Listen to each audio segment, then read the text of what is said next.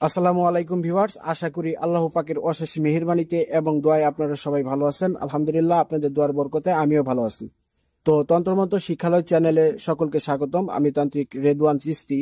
আজ আপনাদের মাঝে একটা পরীক্ষিত গাছের একটা বিদ্যা আপনাদেরকে শেখানোর জন্য আসছি।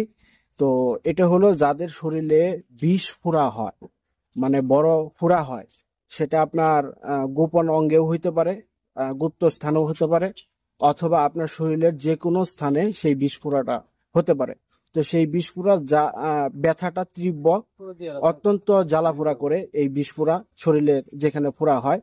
তো ওই ফোড়াকে পাইকা বাইর করার জন্য, সেই ফোড়ার বিষটাকে বাইর করার জন্য আজ আপনাদেরকে একটা গাছের সাথে পরিচয় করে দিব।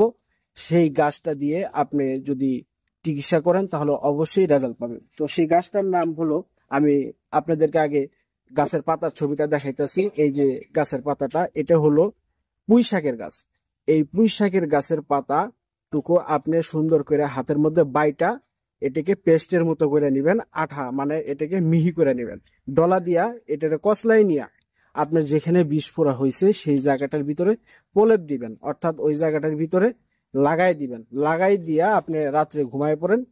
এটা আশা করি 8 থেকে 12 ঘন্টার ভিতরে ওই জায়গাটুকু পাইকা যাবে, মানে পেকে যাবে।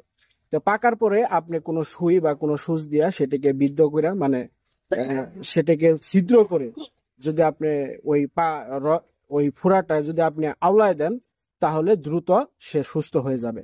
তো এই পুঁইশাকের গাছের একটা গুণ আপনাদেরকে দেখালাম বা বোঝাইলাম, শিখালাম।